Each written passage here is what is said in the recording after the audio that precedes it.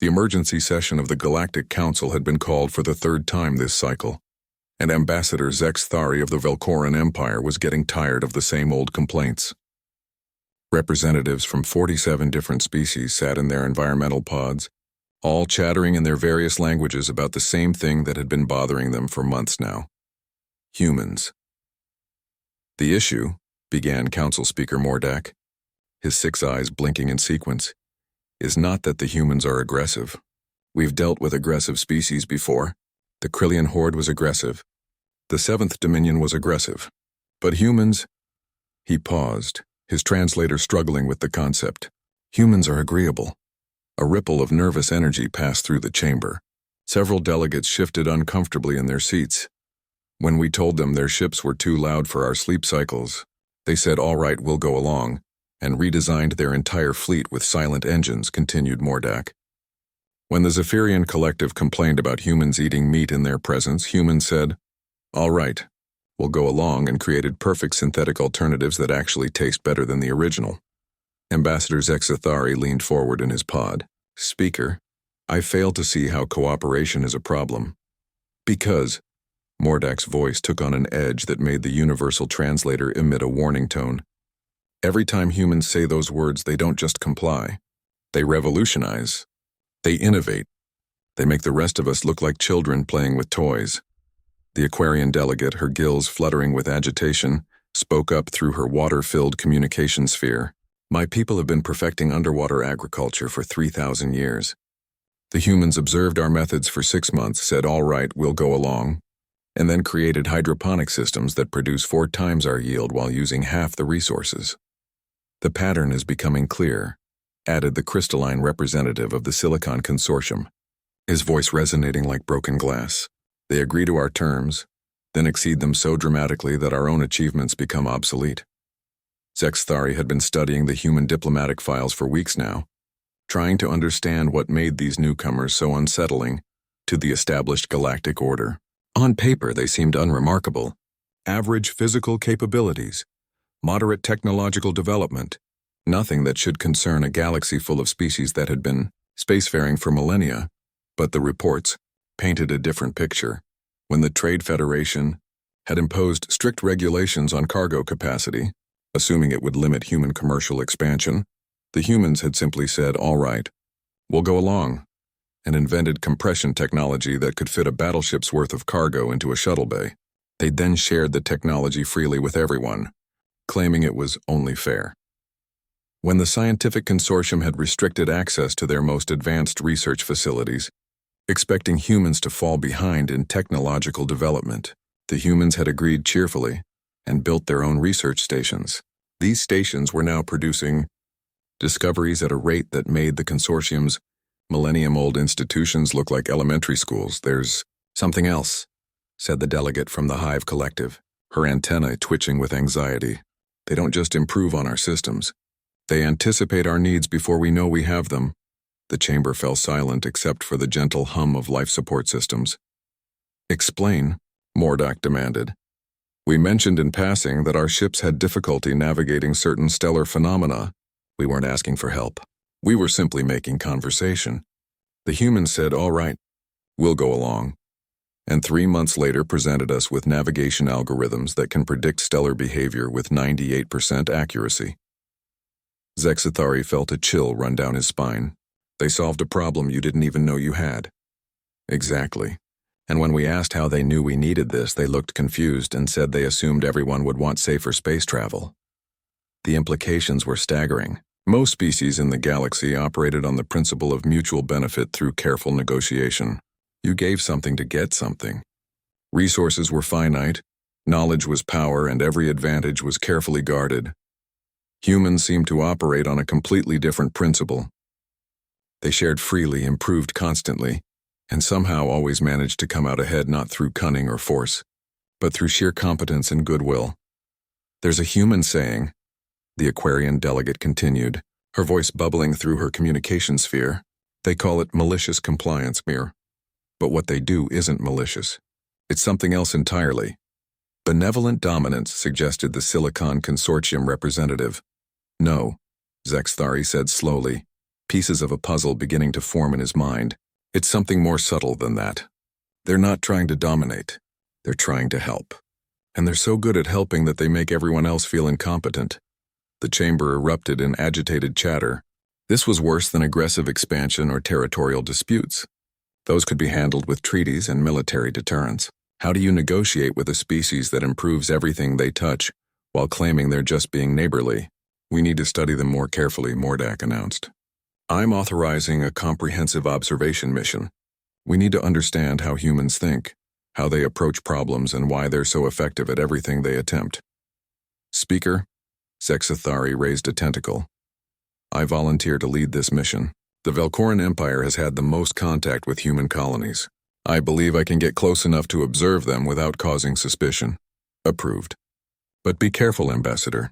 The last thing we need is for humans to say, all right, we'll go along and accidentally solve galactic peace while you're watching. As the session adjourned and delegates filed out of the chamber, Zexathari remained in his pod, reviewing the human files one more time. There was definitely a pattern here, but it was unlike anything in galactic history. Every species that had risen to prominence had done so through conquest, technological superiority, or political manipulation. Humans seemed to be achieving the same result through relentless helpfulness and an almost supernatural ability to improve upon existing systems. It should have been impossible. In a galaxy where resources were limited and knowledge was power, the humans were giving away their advantages and somehow becoming more powerful in the process. Zexathari made a note in his personal files. Humans may represent the most significant shift in galactic power dynamics in recorded history. Not through force, but through competence. Recommend immediate and comprehensive study. He had no idea that his investigation would soon make him the first alien to witness what humans were truly capable of when they decided to really try. 3 weeks later, Ambassador Zexathari found himself on New Geneva, one of humanity's newest colonial worlds. The planet was unremarkable by galactic standards, a standard M-class world with acceptable gravity, breathable atmosphere, and adequate resources. What made it interesting was how quickly humans had transformed it from an empty rock into a thriving hub of activity. The colony had been established only 18 months ago, yet it already housed nearly 2 million inhabitants and served as a major trade center for the sector. Most species took decades to achieve what humans had accomplished in less than 2 years. Zexathari had arrived under the pretense of establishing a Velcoran trade embassy, which the humans had welcomed with characteristic enthusiasm. Within hours of landing, he'd been given a complete tour of the colony, introduced to key personnel, and invited to several social gatherings. Their openness was almost unsettling. The trick, explained colony administrator Sarah Chen as she walked Zexathari through the industrial sector, is not to fight the planet's natural systems but to work with them. See those processing plants over there? They're built into the cliff face to take advantage of the natural temperature differential. Keeps our energy costs down and reduces environmental impact. Zexathari's 4 eyes tracked across the installation. The design was elegant in its simplicity, yet he could see technological innovations that would have taken his people years to develop. How did you know the cliff face would provide adequate thermal regulation? Oh, we didn't, Sarah laughed. First week here, one of our engineers complained about the temperature variations. Jake Martinez, he's our geological survey chief, said, "All right, I'll go along," and spent 3 days mapping thermal patterns across the continent. Turned out the whole cliff system is like a natural heat sink. There it was again, that phrase that had been causing so much concern in the Galactic Council.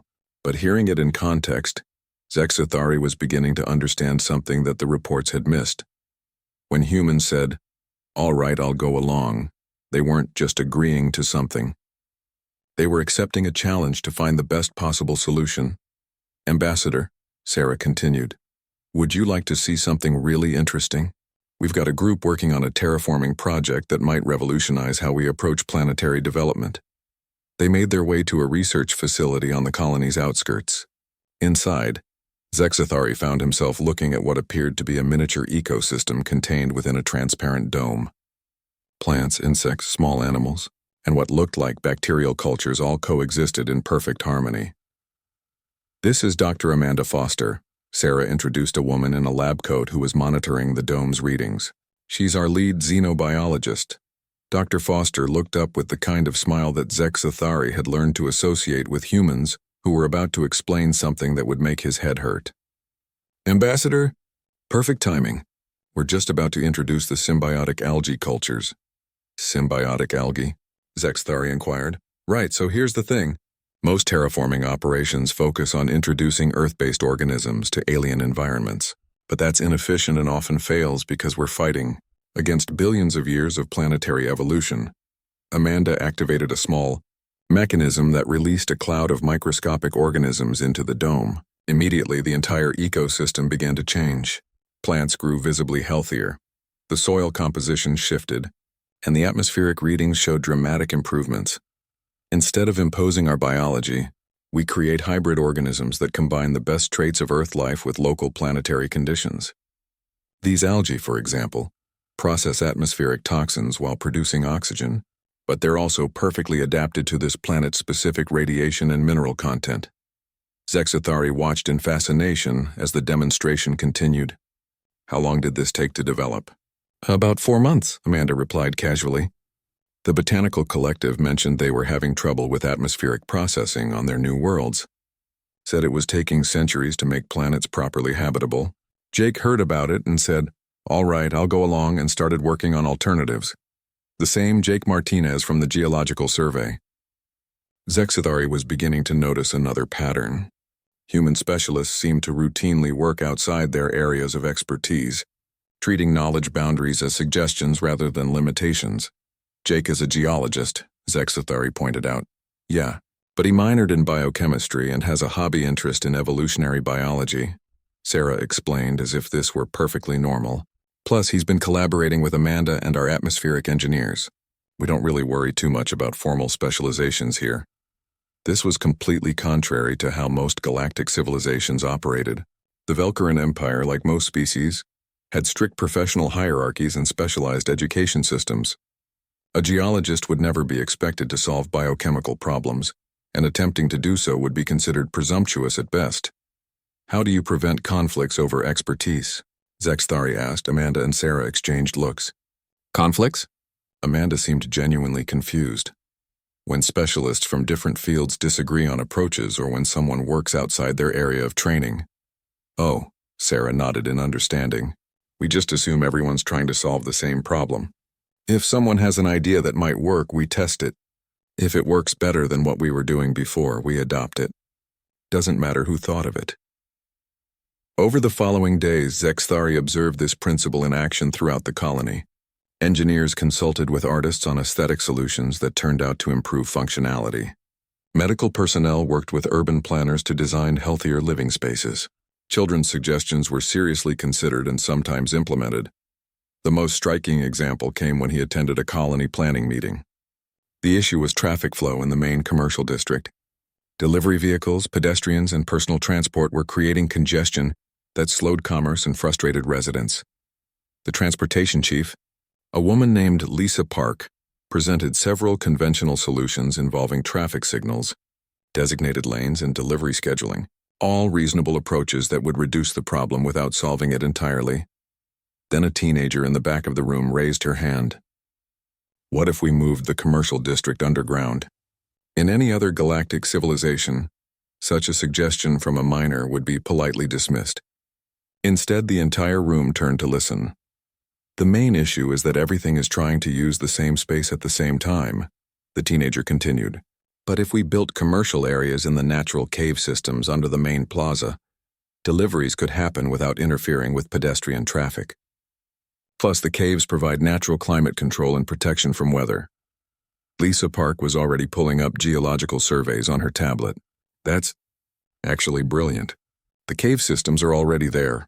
They're structurally sound and we'd save on construction materials. Jake, what do you think about access tunnels?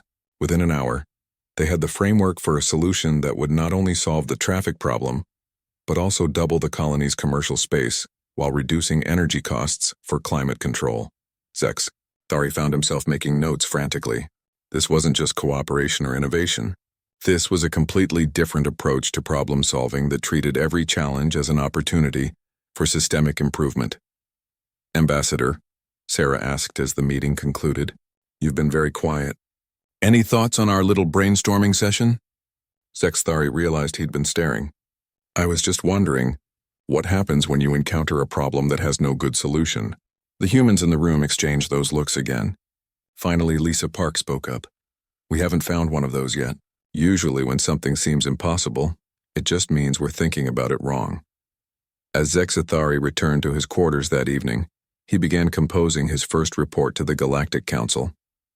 What he'd observed wasn't just technological superiority or cultural differences. Humans seemed to operate on fundamentally different assumptions about what was possible. Most species approached problems by working within established limitations. Humans approached problems by questioning whether those limitations were actually necessary. And when they said, "All right, I'll go along," they meant they were agreeing to find a way to exceed everyone's expectations while making it look effortless. The crisis began with what should have been a routine trade dispute. The Merchant Guild of Xerion had been overcharging for rare minerals, knowing that several species desperately needed them for their life support systems. It was standard practice to exploit demand when you held the only supply source. What they hadn't expected was for the humans to get involved. Zex. Thari was in the colony's communication center when the emergency transmission came through. Captain Rebecca Santos of the merchant vessel Determination was requesting permission to dock, along with what appeared to be a massive cargo fleet. Colony Control, this is Captain Santos. We've got about 50,000 tons of zerithium, plus processing equipment and technical personnel, requesting coordinates for distribution. Sarah Chen, who was monitoring communications, looked confused. Captain, we didn't place any orders for zerithium. Our reserves are adequate for another 6 months. Not for you, Colony Control. This is for the Zephyrian refugees and the crystalline colonies that are running short. We heard about the price gouging situation and figured we'd help out. Zexthari's translator was having trouble with the concepts being discussed. Captain, he interjected, what is the nature of your transaction with the affected colonies? What compensation have you negotiated? There was a pause. Compensation? Ambassador, I think there's been a misunderstanding. This isn't a trade transaction. The Merchant Guild was exploiting a humanitarian crisis, so we decided to fix it. Fix it how? We found an alternative source. What Captain Santos described over the next hour defied everything Zexathari understood about galactic economics. 3 weeks ago, human traders had learned about the Xerion Guild's exploitation of the mineral shortage. Instead of negotiating better prices or filing complaints with trade authorities, they had simply said, "All right, we'll go along," and solved the underlying problem. They'd discovered that zerithium, while rare in the galaxy's established mining regions, was actually quite common in certain types of asteroid fields that most species avoided, due to navigational hazards. Human pilots, with their apparently supernatural ability to fly through impossible conditions, had mapped 17 major deposits in the past 2 weeks. But that wasn't the surprising part. We've also developed a synthetic alternative, Captain Santos continued. Takes about 40% less energy to produce than mining the natural stuff, and it's actually more stable for life support applications. We'll be happy to share the production specifications with anyone who wants them. Zexathari felt that familiar chill running down his spine. Captain, if you have unlimited access to zerithium and can produce it synthetically, you could control the entire galactic market for this resource. Why would we want to do that? The genuine confusion in her voice was unmistakable. The whole point was to make sure everyone has what they need. Over the following days, Zexathari watched the human solution unfold with growing amazement and concern. Not only had they broken the Xerion Guild's monopoly, they'd made the entire concept of zerithium scarcity obsolete. The technical specifications were freely distributed, the mining coordinates were shared with anyone who asked, and human engineers were offering free consultations to help other species set up their own production facilities. The economic implications were staggering. The Xerion Guild collapsed within a week, their entire civilization's economy destroyed overnight. Several major trade routes became irrelevant. The galactic price index for rare minerals went into free fall, and the humans seemed genuinely surprised that anyone was upset about this. Ambassador, Sarah asked during one of their regular briefings, I'm getting some concerning messages from the Galactic Trade Commission. They seem to think we violated some kind of economic warfare protocols. Zexathari had been dreading this conversation. Sarah, when you decided to solve the Exerithium crisis, did anyone consider the broader economic impact? Of course. That's why we made sure everyone could access the technology. We didn't want to create a new monopoly, but you destroyed an existing one. The Xerian Guild represented a significant portion of their species' economy. Millions of individuals depended on that trade network for their livelihood. Sarah's expression shifted from confusion to concern. Oh no. We didn't think about that part. Within hours, the colony's entire administrative staff was working on what they called economic recovery assistance. Teams of human economists, social workers, and industrial planners were dispatched to Xerion space with offers of job retraining, alternative economic development, and transition support. The way we see it, explained Dr. Michael Torres, the colony's economic development specialist, we caused the problem, so we should fix it. The Xerian people have valuable skills in resource extraction and logistics. We just need to help them apply those skills to different opportunities. Zexes. Thari watched in fascination as humans approached economic devastation with the same systematic problem-solving they applied to everything else. They weren't just offering charity or temporary assistance. They were redesigning entire economic systems to be more efficient and equitable. Dr. Torres, Thari asked, doesn't this represent a significant cost to human colonies? You're essentially rebuilding another species' economy out of your own resources. Short-term, maybe, but long-term, everyone benefits from having more stable trading partners. Plus, the Xerion people are really good at what they do. Once they're established in sustainable industries, they'll be valuable allies and customers. The economic recovery program was unlike anything in galactic history. Instead of simply providing aid, humans were creating new industries, developing innovative technologies, and establishing trade relationships that benefited everyone involved. They turned the Xerion collapse into an opportunity for sector-wide economic improvement. But what truly amazed Thari was the response from other human colonies when they learned about the situation.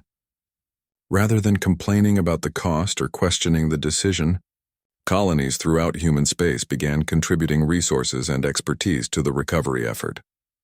When Earth heard what happened, Captain Santos explained during a follow-up visit, they dispatched 15 cargo ships with industrial equipment and about 3,000 volunteers. Said if we were fixing economic problems, they wanted to help. Volunteers? Experts in various fields who were willing to spend a few months helping with the transition.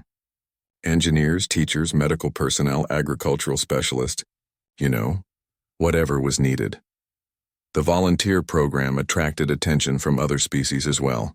The Aquarian Collective sent a delegation to study the economic recovery methods. The Silicon Consortium offered to share crystalline technology for improved manufacturing. Even the Hive Collective, normally isolationist, requested copies of the social integration protocols. Within 3 months, what had started as a trade dispute had become a galactic cooperation initiative. The Xerion system was becoming a hub for experimental economic models, with species from across the galaxy collaborating on projects that benefited everyone. Ambassador, Sarah asked during one of their weekly meetings, I've been thinking about something you said earlier, about us not considering broader implications when we solve problems. Yes? We've been developing some new protocols for that. Before we implement any major solutions, we're going to run impact assessments and coordinate with affected parties. We don't want to accidentally cause more problems while we're trying to help. Thari felt a new type of concern creeping in. What kind of protocols? Well, we've got teams working on predictive economic modeling, social impact assessment, and cultural integration analysis. The idea is to anticipate unintended consequences before they happen. The implications hit Thari like a plasma blast. Humans were already incredibly effective at solving problems when they worked instinctively. If they began applying systematic analysis to their problem-solving approach, they wouldn't just be fixing issues as they arose. They'd be preventing problems that other species didn't even know were coming. Dr. Chen, he said carefully, has anyone considered that there might be problems with making humans too good at anticipating consequences? Sarah's expression went through several changes as she worked through the implications. Finally, she smiled in a way that reminded Thari why the phrase, "all right, I'll go along," had been causing panic in the Galactic Council. You know what, Ambassador? That's a really good point. We should probably think about that too. As Zexathari began composing his next report to the Council, he realized that his investigation was revealing something far more significant than superior technology or unusual cooperation. Humans weren't just solving problems better than other species. They were evolving their problem-solving capabilities in real time, learning from each situation to become more effective at the next one. And they were doing it all with the best of intentions, which somehow made it even more terrifying. The message from the Galactic Council arrived on an encrypted priority channel, marked with security classifications that Zexathari had never seen before. As he decoded the transmission in his private quarters, he felt his four hearts beginning to beat in different rhythms, a sure sign of extreme stress among his people. Ambassador Zexathari, your reports regarding human behavior patterns have triggered a Code 7 strategic assessment. Effective immediately, you are to observe but not interfere with human activities. A joint task force from the Velcoran Intelligence Division and the Council Strategic Assessment Bureau is en route to your position. Under no circumstances are you to alert humans to increased scrutiny. The stability of galactic civilization may depend on your discretion. Zexathari read the message 3 times before its full implications sank in. Code 7 protocols were reserved for existential threats to galactic order. In recorded history, they had only been invoked twice, once during the Krillian expansion wars, and once when the Silicon Consortium had developed reality manipulation technology. The fact that they were being applied to humans, who were seemingly doing nothing but helping people, suggested that the Council had reached the same conclusion he was beginning to fear. Humans weren't just solving individual problems. They were systematically reforming galactic civilization, and they were doing it so effectively that resistance was becoming impossible. The next morning brought what appeared to be a routine development that perfectly illustrated the Council's concerns. Dr. Amanda Foster approached him during breakfast with an expression of barely contained excitement. Ambassador, I hope you don't mind me bothering you with this, but we've had an interesting development with the terraforming project. Zexathari set down his nutrient supplement carefully. In his weeks of observation, he'd learned that human expressions of excitement usually preceded announcements that would revolutionize something fundamental about galactic society. The symbiotic algae we developed for atmospheric processing, well, it turns out they have some unexpected properties. Lisa Park mentioned that her home colony on Kepler-7 has been struggling with acid rain problems. Said the industrial processes necessary for their mining operations were creating atmospheric toxins that were poisoning their water supply. And Amanda's smile widened. Jake said, all right, I'll go along, and started looking into whether our algae could help. Turns out, with a few genetic modifications, they can process atmospheric toxins and actually convert them into useful industrial compounds. We accidentally created a biological system that turns pollution into resources. Zexathari felt his translator struggling with the implications. You mean you've solved industrial pollution? Not just solved it, reversed it. The more polluted the environment, the more valuable resources the algae produce. We're essentially making contamination profitable to clean up. The ramifications were staggering. Every industrial civilization in the galaxy struggled with environmental degradation. Most species had accepted it as an inevitable consequence of technological development. The idea that pollution could become a resource stream rather than a waste problem would fundamentally alter galactic industrial policy. Dr. Foster, how long would it take to adapt this system for other atmospheric compositions? About a week per planetary type, assuming we can get atmospheric samples. Why do you ask? Before Zexathari could respond, his communication device chimed with an incoming priority message. The sender was listed as Galactic Environmental Monitoring Consortium, an organization that tracked planetary health across 47 member worlds. Dr. Foster, I believe you're about to become very busy. The message contained a formal request for consultation regarding what the consortium diplomatically termed atmospheric remediation challenges.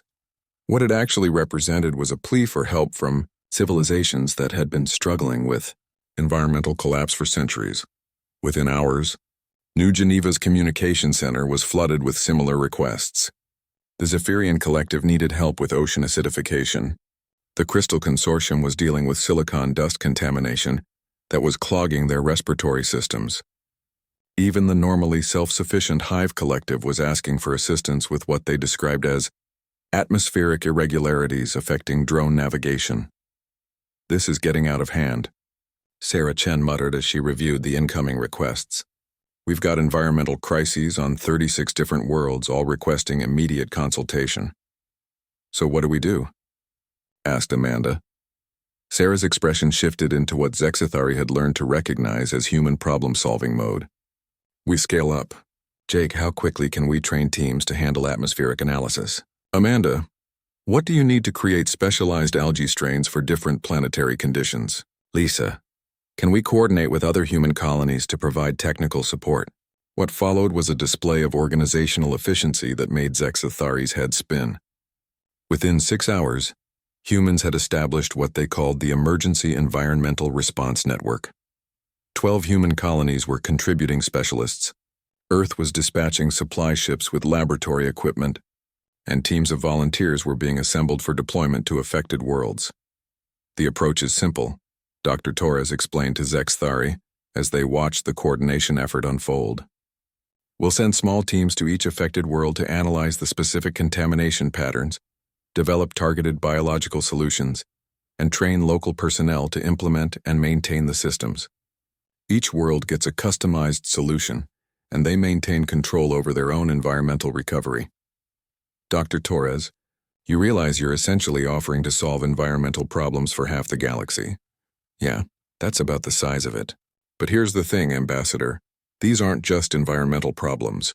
They're economic problems, health problems, and social stability problems. If we can help with the environmental issues, everything else gets easier."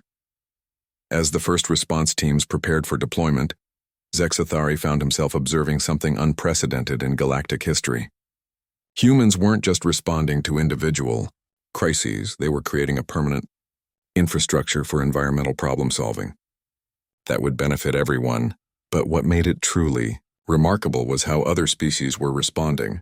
Instead of the usual territorial defensiveness or suspicion that characterized interspecies cooperation, civilizations were actively requesting deeper involvement. The Aquarian Collective offered to share their water purification technology. The Silicon Consortium provided crystalline filtration systems. The Hive Collective volunteered their computational networks for environmental modeling. "Ambassador," Amanda said during one of their evening briefings, "I've been thinking about something. All these environmental problems we're seeing, they're not random. There's a pattern." "What kind of pattern?" "Most galactic civilizations seem to have developed along similar technological paths. They extract resources, process them, and deal with waste as a separate problem." "But what if waste isn't actually waste? What if it's just resources we haven't figured out how to use yet?" The concept was so fundamentally different from conventional galactic thinking that Zexithari's translator actually paused to process it. Most species thought in terms of resource depletion and waste management. Humans apparently thought in terms of resource cycles and system optimization. "Dr. Foster, are you suggesting that the solution to environmental problems is to redesign industrial processes entirely?" "Not redesign, reimagine. Instead of industries that produce waste, we create closed-loop systems where every output becomes input for something else. No waste, no depletion, just continuous cycles of resource transformation." Over the following weeks, as environmental response teams began reporting back from their missions, the scope of human ambition became clear. They weren't just cleaning up existing contamination. They were teaching other civilizations to think about production and consumption in completely new ways. The Zephyrian Collective's ocean acidification was being addressed by algae that converted acid into valuable minerals while restoring water pH. The Crystal Consortium's silicon dust problem was being solved by biological filters that collected the dust and processed it into construction materials. The Hive Collective's atmospheric irregularities were being corrected by organisms that actually improved navigation conditions while cleaning the air.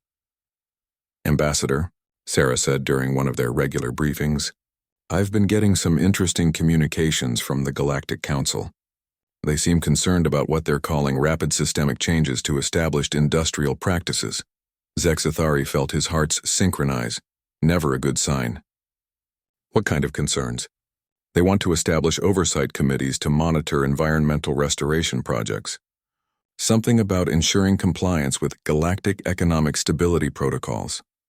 The implications were immediately clear to Zexathari. The Council wasn't worried about environmental problems. They were worried about humans solving environmental problems so effectively that it disrupted existing economic and political structures. Sarah, what would happen if the Council restricted human environmental assistance? She was quiet for a long moment, and when she spoke, her voice carried a tone that Zexathari had never heard from her before. Well, Ambassador, I suppose we'd have to say, all right, we'll go along and find another way to help. As Zexathari began composing what he knew would be his most important report to the Council, he realized that the investigation had revealed something far more significant than he'd anticipated. Humans weren't just good at solving problems, they were fundamentally changing how problems were understood and approached. And if the Council tried to stop them, he had a terrible feeling that humans would simply agree to the restrictions and then find ways to exceed them so thoroughly that the original limitations would become meaningless. The Joint Task Force arrived without fanfare, disguised as a routine diplomatic inspection team. Zexathari met them at the spaceport, noting the unusual composition of the group. Military strategists, economic analysts, xenopsychologists, and what appeared to be specialists in civilizational collapse prevention. Commander Thysic of the Velcorin Intelligence Division was an individual Zexathari had heard of but never met, a legendary figure who had successfully contained 3 different galactic crises through careful manipulation of information and resources. The fact that someone of her caliber was personally involved suggested that the Council viewed the human situation as an unprecedented threat. Ambassador, Commander Thysic said as they moved to a secure briefing room, your reports have caused considerable alarm. Before we proceed, I need to understand, are humans aware that their activities are being monitored? No, Commander. They've been completely open about their activities. In fact, they've invited me to observe and participate in most of their projects. Participate? Dr. Vorthine, the xenopsychologist, made a note on his datapad. That's unusual. Most species restrict outside observation of critical operations. Humans don't seem to consider any of their operations critical in that sense. They appear to believe that sharing information and including outside perspectives improves their outcomes. Commander Thysic exchanged glances with the other team members. Ambassador, we need you to understand the scope of what we're dealing with. In the 6 months since you began your observations, human activities have directly or indirectly affected the economic systems of 37 worlds, the environmental policies of 23 civilizations, and the technological development paths of virtually every species in this sector. Zexathari felt his hearts beginning their stress rhythm again. Commander, I've been reporting on their activities. Surely the Council has been monitoring the broader implications. We have. That's the problem. Every time we model the long-term consequences of human behavior patterns, we get the same result: complete transformation of galactic civilization within 50 years. Dr. Kelrath, the economic analyst, activated a holographic display showing trade flow patterns, resource distribution networks, and technological advancement curves. Look at these projections, Ambassador. At current rates of human innovation and cooperation, traditional scarcity-based economics will become obsolete. Most existing political structures will be irrelevant. The entire foundation of galactic society will be fundamentally altered. And the concerning part, added Commander Thysic, is that it's all happening through voluntary adoption. Humans aren't conquering or coercing anyone. Other species are choosing to implement human solutions because they work better than existing alternatives. The briefing continued for hours, with the task force presenting data that painted a picture of a galaxy in the midst of unprecedented change. The environmental restoration projects had led to new forms of interspecies cooperation. The economic assistance programs had created trade relationships that bypassed traditional power structures. The technological sharing initiatives had accelerated development across multiple civilizations simultaneously. The Zarion Rehabilitation Project alone has generated 17 new trade partnerships and 3 technological breakthrough collaborations. Dr. Kelrath explained. The Environmental Response Network has become a de facto galactic cooperation framework that operates independently of the Council's authority structure. But surely, Zexathari protested, these are positive developments. Reduced conflict, improved cooperation, more efficient resource utilization. In the short term, yes, Commander Thisak agreed. But what happens to the existing order? The Galactic Council derives its authority from its role in mediating disputes and managing scarcity. If humans continue to eliminate the problems we exist to solve, what happens to galactic governance? The question hung in the air like a toxic cloud. Thari was beginning to understand that this wasn't really about human behavior at all.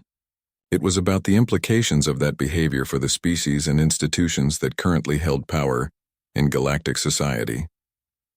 Commander, what exactly is the Council proposing to do about this situation? We're still evaluating options. Restriction of human expansion into new sectors, limitations on technology sharing, formal oversight of cooperation projects. The goal is to slow the rate of change to manageable levels. Before Thari could respond, his communication device chimed with an urgent message from Sarah Chen. Ambassador, I hate to bother you during your diplomatic meetings, but we've got a situation developing that you might want to know about. What kind of situation?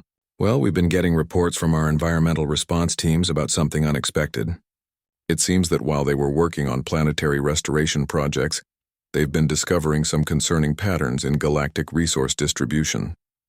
Thari felt a familiar chill. What kind of patterns? The short version is that several major resource extraction operations appear to be unnecessary. A lot of the scarcity that drives galactic economics is actually artificial, created by inefficient distribution systems and hoarding by major cartels. Commander Thisak, who had been listening to the conversation, gestured for Thari to put the communication on speaker. Dr. Chen, she interjected. This is Commander Thisak of the Galactic Assessment Bureau. Could you elaborate on these discoveries? Oh, hello, Commander. I hope you don't mind me speaking freely, but Ambassador Thari said you were here to observe our operations. The thing is, when our teams were analyzing resource flows for environmental projects, they discovered that about 60% of reported resource scarcity is actually logistics problems or artificial restrictions. The task force members exchanged looks of growing alarm. For example, Sarah continued, the rare mineral shortages that affect life support systems. There are actually abundant deposits in sectors that have been classified as economically unviable by major extraction cartels. But with improved mining techniques and transportation efficiency, those deposits become highly profitable to extract. Dr. Kelrath leaned forward. Dr. Chen, what are you planning to do with this information? Well, we figured we should share it. Jake's been working with our logistics people to develop better distribution networks. Amanda's team has identified alternative sources for most rare materials. And our economic development folks have been creating cooperative extraction and processing arrangements that bypass the traditional cartel system entirely, Commander. Thisak turned to Thari with an expression of grim realization. Ambassador, how long until humans implement these solutions? Sarah, Thari asked, what's your timeline for addressing these resource distribution issues? Oh, we've already started. The first cooperative mining operations begin next week, and we're distributing the improved logistics protocols to anyone who wants them. We figure if we can eliminate artificial scarcity, it'll be easier for everyone to focus on actual problems instead of fighting over resources that aren't actually scarce. After Sarah ended the communication, the briefing room fell silent except for the hum of life support systems. Finally, Dr. Vortheen spoke up. They're not just solving individual problems anymore. They're systematically identifying and eliminating the underlying causes of galactic conflict and instability. And they're doing it faster than we can model the consequences, added Dr. Kelrath. Commander Thisak stood up slowly. Ambassador, I need you to understand something. What we're witnessing isn't just rapid social change. It's the most thorough transformation of galactic civilization in recorded history. And it's happening because humans keep saying, all right, we'll go along to increasingly complex challenges. Commander, what happens if the Council tries to restrict human activities? Based on everything you've reported, they'll probably say, all right, we'll go along and find ways to exceed the restrictions so thoroughly that the limitations become meaningless. As the task force prepared to return to the Council with their assessment, Thari realized that his investigation had uncovered something that no one had anticipated. Humans weren't just another species joining galactic civilization. They were the catalyst for its complete evolution into something unprecedented, a cooperative system based on abundance rather than scarcity, collaboration rather than competition. And the most terrifying part was that they were accomplishing it entirely through competence and goodwill, making resistance both pointless and morally unjustifiable.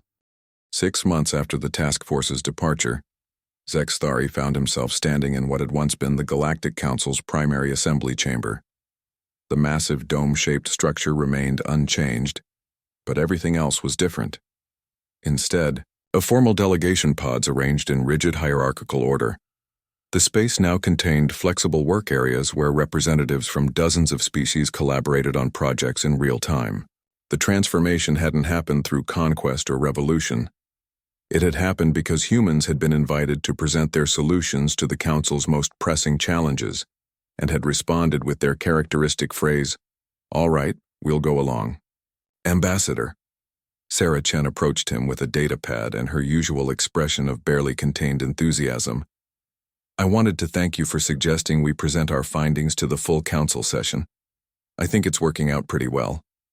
Zexthari looked around the chamber, where he could see crystalline representatives working with human engineers on atmospheric processing systems, Aquarian scientists collaborating with Hive collective computational specialists on resource, distribution networks, and Velcoran economic analysts helping to design new cooperation frameworks that eliminated traditional scarcity-based conflicts.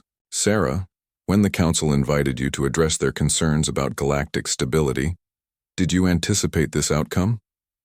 "Not exactly," she admitted.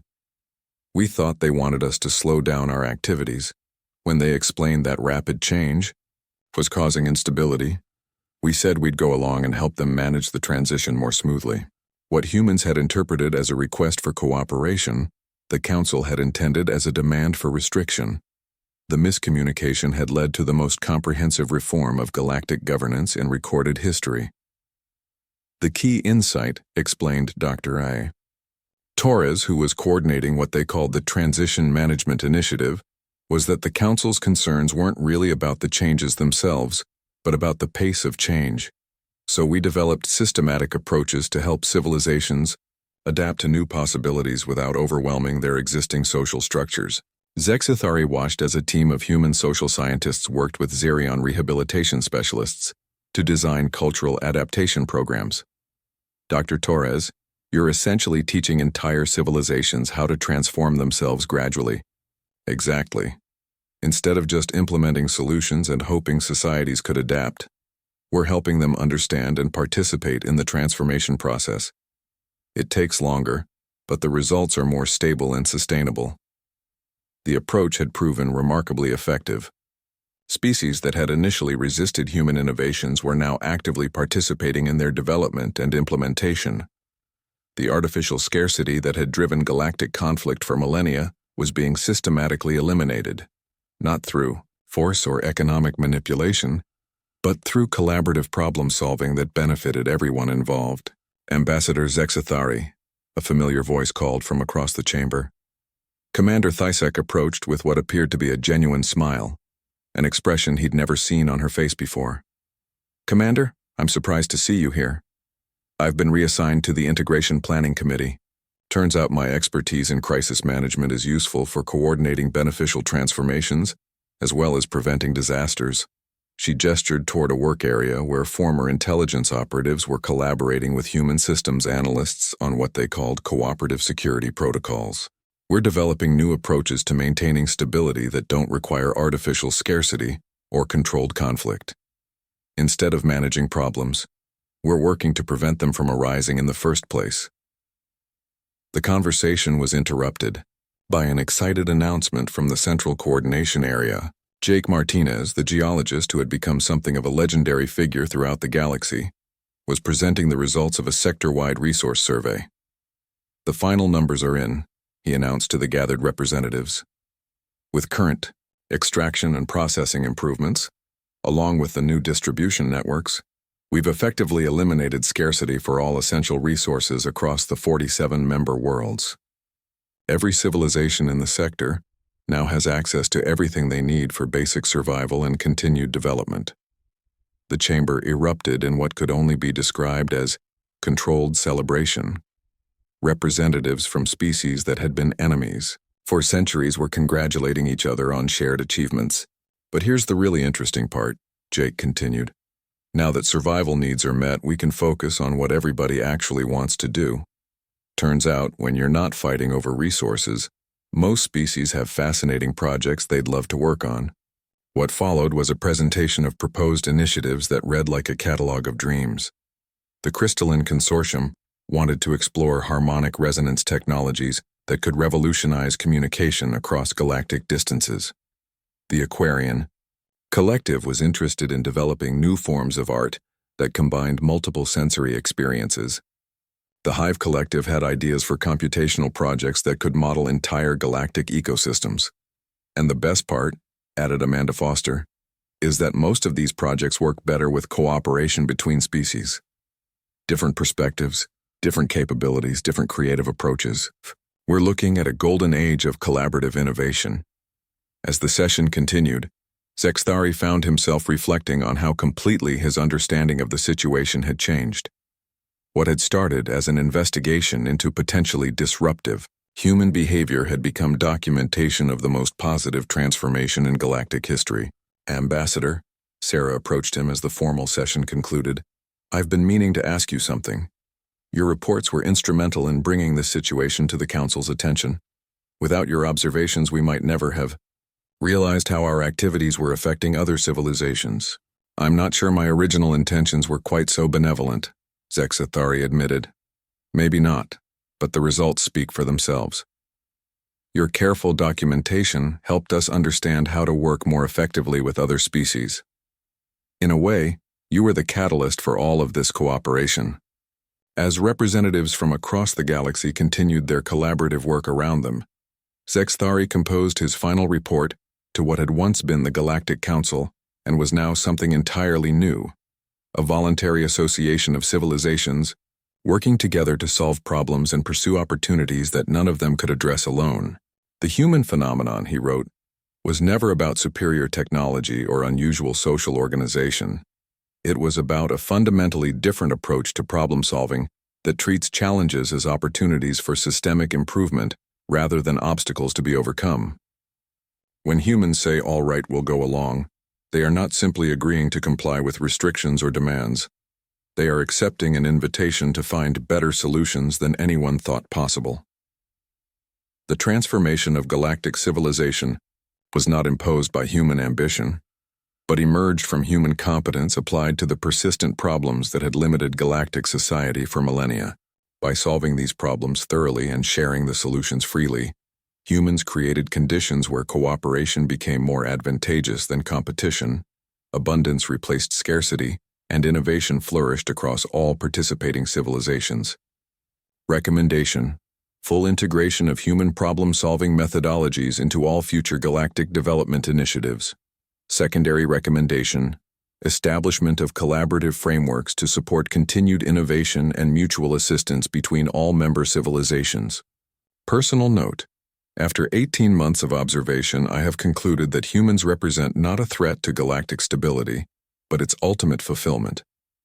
They have shown us what civilization can become when it is organized around solving problems rather than managing them.